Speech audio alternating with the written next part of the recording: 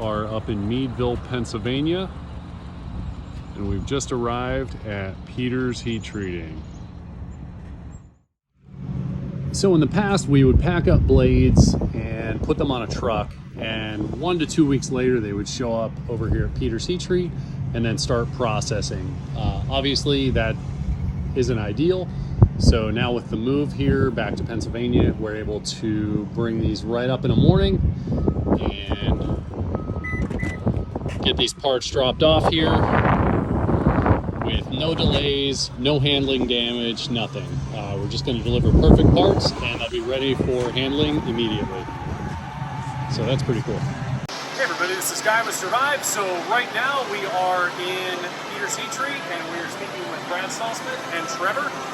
We just brought some GSO 5.1s and CPM Magnacut. This is our first batch that we've driven up here. Just part of our improving communication with everybody we're working with so that we can do the best job possible for you guys. So, Brad, I know a lot of people are wondering after this decarburization, what's going to go different this time? Well, what we have found out, and part of our continuous improvement of this steel, this process, is that if there was any decarburization on the surface, stress relieving is a normal part of our processing to keep parts straight. Right. So if they come in warped, we fixture them straight and we give them a stress relief. That stress relief is actually done in an air atmosphere because it's a lower temp. So it doesn't need to have atmosphere. Traditionally in the past, we do this with all kinds of steels and we've never had an issue. What happened with the Magnacut was the stress relieving process actually increased that decarburization layer that we have on the surface. Gotcha. So part of our continuous improvement is figuring out ways to keep that decarburization down. So at this point, we are not stress relieving any of the Magnacut coming in here. So that's where our first batch, they were phenomenal, and then our second batch, the parts came in a bit warped up. You guys, because you do straightening as part of the job. We did our normal process of clamp, straight, and stress relief, and it actually made the decarburization worse. Gotcha. So it just drove it further. It drove it further into the steel. Okay. Since we've been doing our continuous improvement, we've realized that that's not a good thing. Yeah. So that's why we stopped stress relieving the Magnacut coming in. We still have all the rest of our methods in place to ensure straightness. We just couldn't use that stress relief process at the beginning. Okay. So with decarburization, we understand what that is, but to the normal customer, what does that mean? And are the blades are still okay, or are these junk, or? No, the blades are fine. Decarburization occurs only on the surface of the steel. Okay. So ultimately, the end user, through the manufacturing process, that has been removed. So decarburization is just it's a porous surface on the steel that generally does not get worse during stress relieving. On Magnacut, it does seem to get worse. Decarburization, making the surface porous like a sponge, will cause uneven heating and cooling, translating into warpage. Okay. During the process. So you just get that irregular. The key there is getting that decarb that's on there from the manufacturer off prior to heat treating. Yep. Thus helping us keep the blade straighter. So you have porosity on the surface, and that porosity on the surface is a different depth from one side to the other. During the heat treating process of heating and then cooling very quickly, that will translate into warpage.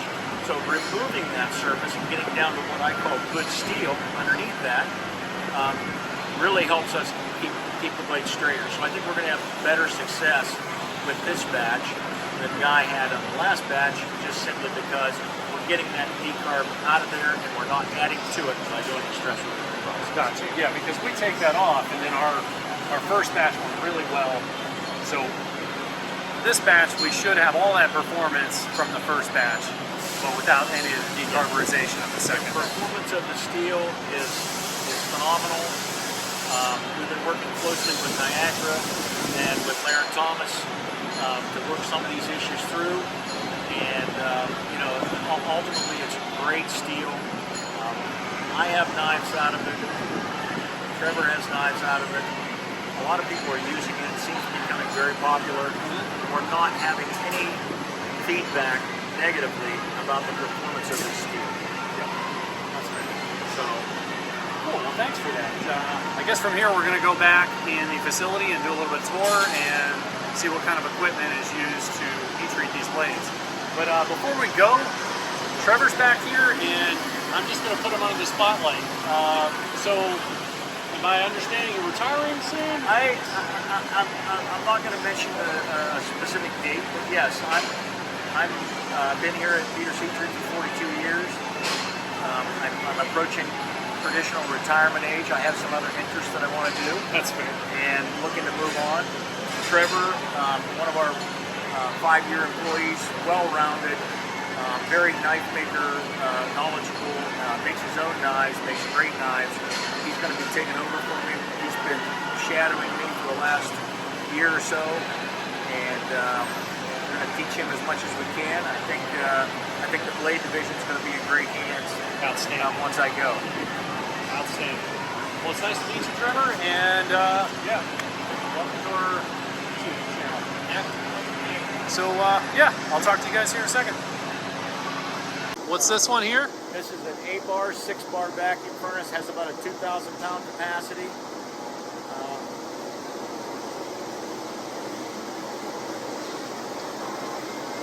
It's where the magic happens. At our other facility in north of here, 30 miles, we have 4 or 5 of these with the same capacity. We do a lot of large capacity where we need a larger furnace. We also do very intricate small tooling that still needs the same processing, but it doesn't make sense to have small tooling in a big furnace. So that's why we ended up buying these particular furnaces. They're not new. They are anywhere from the 60-something to the 80s. And we just rebuilt them as they needed. Oh yeah, I see what you said. That's a really we can run a much smaller batch and do it a lot faster, waiting to accumulate enough work to put into the big furnace.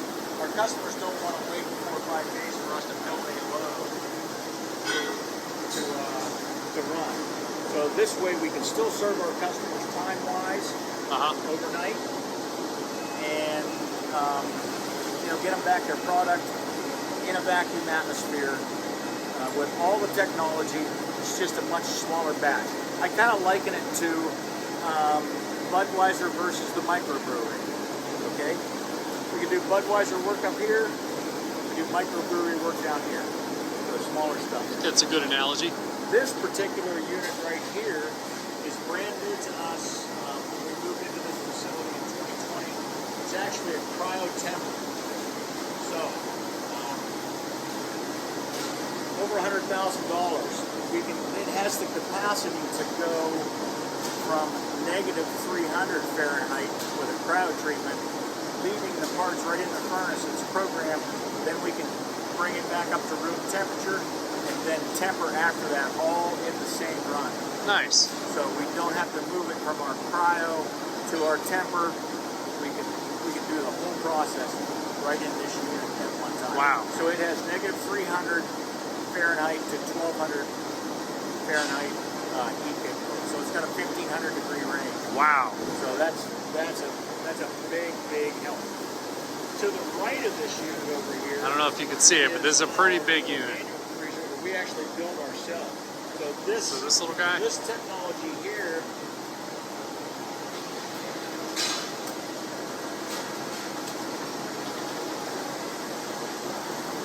this was what we were using before. We ran all those blades through there. We run all of it. We ran it all through there. Wow. A little bit at a time. Now we can put it all in one load and put it in this unit. Always improving.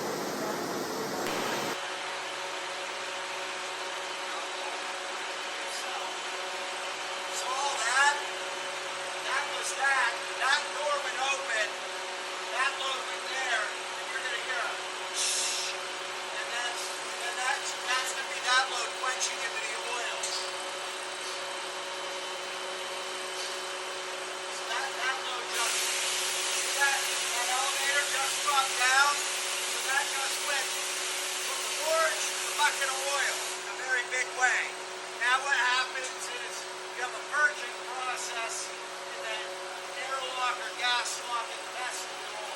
What's going to happen is once we have a positive pressure in there again, we'll be able to load this load.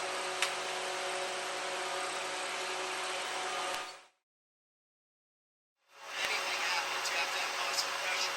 Gas coming out is good, air going in is bad. Flame curtain goes on, air finds the safety on the opposite side. Now, this goes up. This makes sure that all the air gets burnt before it goes in, all the gas gets burnt before it goes out. That allows us to safely load this work into that atmosphere so that nothing bad happens to the people, the parts, or the equipment. So it pushes the load in, parks it where the furnace knows where it is, pulls the handler chain back. Once it clears the door, he closes it, and this process will begin again, where we wait till we have positive pressure in that vestibule, so we never introduce any oxygen to the back end of that furnace to maintain the process and safety. Well, because of the issues that we've had with experimenting with Magnacut, we have an ongoing R&D process still going. It's been running for a couple of months, still going, just to try to learn exactly where the sweet spots are for different applications that we have. Right on. Running sample after sample after sample, tweaking this, tweaking that. We're not so much trying to come up with just one specific recipe that'll work for Magnacut. We're coming up with this will work for this application for your knife. If you're looking for a different application for your knife, we can use this process. We already have 2 specific protocols right now that we use for Magnacut depending on the hardening or depending on the hardness that you're looking for. Below 62 we have one protocol, above 62 we have another protocol. So we're trying to optimize, we want to make sure that the customer has the best performance for whatever application he has for his knife. The bushcraft guy does not need the same thing that the kitchen guy does. That's true. That's kind of what we've got to figure out here. And we've done this for Magnacut more so than we've done any other steel that we've ever come across. So, I think the challenges that everybody faced with Magnacut pushed us to the point where we said, we're just going to get a bunch of it and we're going to start playing with it. Maybe that should have been done earlier. Maybe not. So that's cool. Just lift it. Should be hot. So yeah, man, it's been a great tour here. I really appreciate you guys taking the time to show us around. Do you have anything to say as we're parting ways? Well, I wanna make sure, we've had a great, always great to have our customers come in and see what we do. I've always thought that the more our customers know about what we do, and vice versa, the more we know about what they do, which is something I'm passionate about, learning about our customers' products and knives. I just think it's a win-win situation. The more you know about what we do, the more I know about what you do. It makes us both better, okay?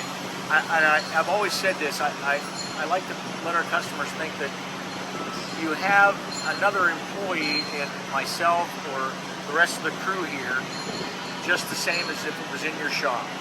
That's our philosophy here. Is that I want our customers to feel like they have another employee here, looking out for their best interest in what we do. Awesome. Thank you. All right. All right. I've always felt that way, so it feels good to hear you say that. Yeah. That's our philosophy for sure. Well, that's been Peter's Heat Treat. I guess we'll head back down the road here, get all these video segments uploaded, and you'll be seeing it soon. Talk to you guys again soon.